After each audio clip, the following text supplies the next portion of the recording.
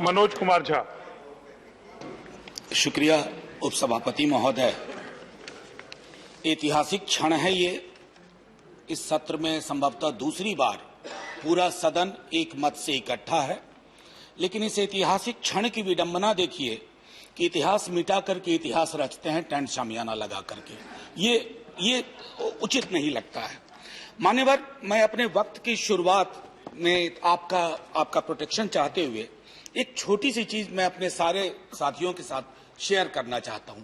ये हमारे सीनियर हैं स्वर्गीय डॉक्टर तुलसीराम, जिनकी 2 आत्मकथाएं मुर्दहिया और मणिकर्णिका मैं समझता हूं कि सदन में ही नहीं बल्कि नीति निर्माता सबको पढ़नी चाहिए, क्योंकि बहुजन चिंता के लिए बहुजन चिंतन आवश्यक है। सर, उसमें होता है कि वो बच्चे हैं, बहुत तेज विद्यार्थी थे।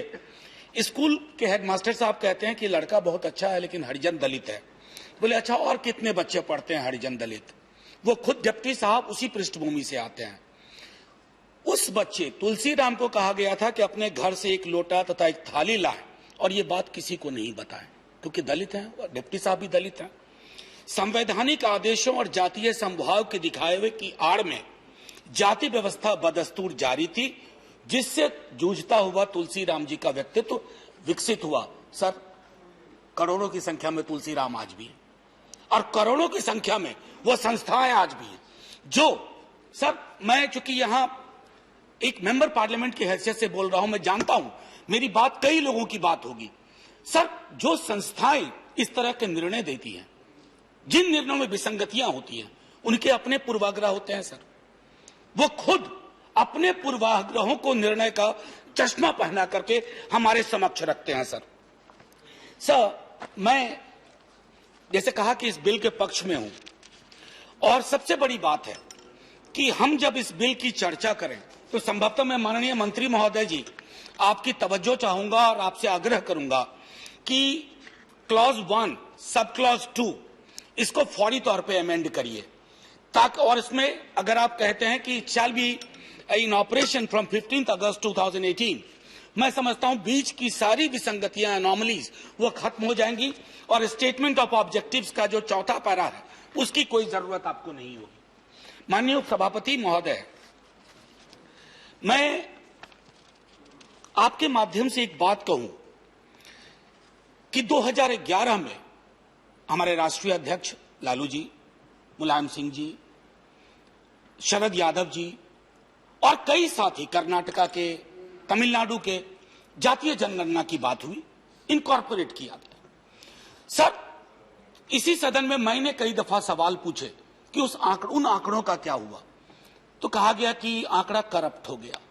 सर, करप्शन ढूंढना पड़ेगा आंकड़े में है या मानस में है, क्योंकि मानस का करप्शन आंकड़ों के करप्शन में तब्दील हो जाता है। अब कहीं बात नहीं बनेगी। आपको जातीय जनगणना सुनिश्चित करने में क्यों कह रहा हूं, कल लोकसभा में जो लीड स्पीकर थी भाजपा की, उन्होंने आंकड़े मांग लिए। वो फ्राइडियन स्लिप मैं नहीं मानता हूं, वो फ्राइडियन स्लिप नहीं था, वो अंदर की आवाज थी जो हर बहुजन चिंता का व्यक्ति जमीन से महसूस कर रहा है। अतः उस चिंता को दरकिनार मत करिए। आंकड़े चाहिए। आंकड़े क्यों चाहिए ये मैं आखिरी में कहूंगा। अभी हाल के दिनों में मैं बताऊं, सर, मैं जिस राज्य से आता हूं वहां एक मांग बलवती हो उठी। वो मांग है कि साहब पता चलना चाहिए कि मिट्टी कौन ढो रहा है, गिट्टी कौन ढो रहा है, ठेला कौन चला रहा है, शहरों में आकर के छोटे छोटे काम कौन कर रहा है। जातिगत जनगणना की बात हुई बिहार में, इतना दबाव जब नेता प्रतिपक्ष तेजस्वी जी ने कहा, मुख्यमंत्री जी साथ आए और हम सब ने, पूरा विधानमंडल ने प्रधानमंत्री जी से वक्त मांगा है।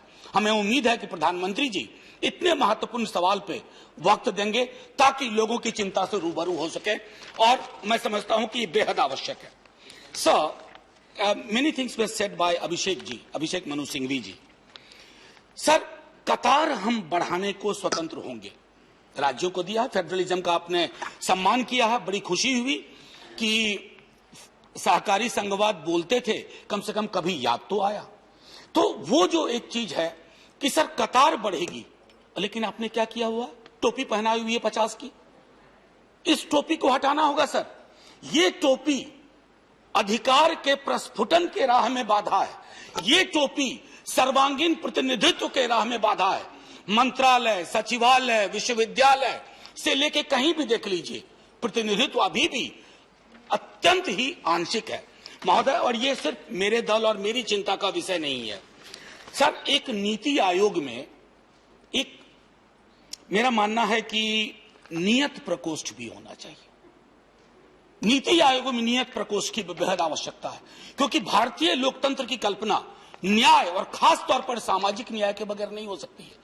और यह सांकेतिकता नहीं हो सकती है कि इतना मंत्रिमंडल का विस्तार हुआ, फलाना फलाना फलाना फलाना।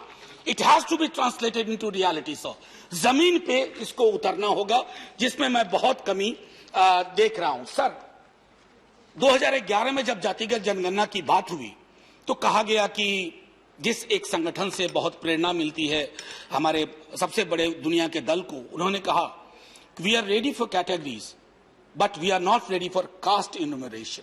सर, इस माइंडसेट को बदलना होगा। जो मैंने शुरू में कहा कि जाति अगर नहीं जा रही है हमारे मुल्क से, तो इसलिए कि हमारी रगों में, नसों में जातिगत सोच है सर, और वो सोच बदलनी होगी। वो सोच अगर हम नहीं सर बस 30 सेकेंड और दे दीजिए, क्योंकि मैंने वादा किया था कि मैं क्यों जातिगत जनगणना की बात कर रहा हूं। और मैं आखिरी में सर, सिद्धलिंगैया हैं कन्नड़ पोएट, उनकी एक हिंदी में अनुदित कविता मैं छोटे में 1 मिनट में पढ़ दूंगा। भूख से बिलबिलाते, गिट्टी मिट्टी ढोने वाले, मार खाकर बैठे हुए ऐसे मेरे लोग, खेतों में बीज बोने वाले, सूरज की आंच में तपने वाले, फसलों की कटनी में पसीने से तरबतर ऐसे मेरे लोग, पेट पर कपड़ा बांधे थक हार कर बैठे, खाली हाथ लौटने वाले ऐसे मेरे लोग। सर, इन लोगों की गणना चाहिए। इनकी गणना होगी तो देश विकसित होगा सर। बस 30 सेकेंड सर। 15 अगस्त आ रहा है, 4 दिन बाद। सर सुन लीजिए, 30 सेकेंड सर, आग्रह है। 15 अगस्त आ रहा है, 3 दिन बाद, 4 दिन बाद सर। 15 अगस्त को झंडा फहरेगा, जन गण मन अधिनायक जय है। सर, झंडोत्तोलन सिर्फ 15 अगस्त नहीं है, मूल्यांकन कि ये जन गण मन कौन है, इसकी पड़ताल नहीं होगी। धन्यवाद मनोज जी, तो सब बेमानी है। धन्यवाद। जय हिंद साहब। Next speaker doctor Narendra Yadav.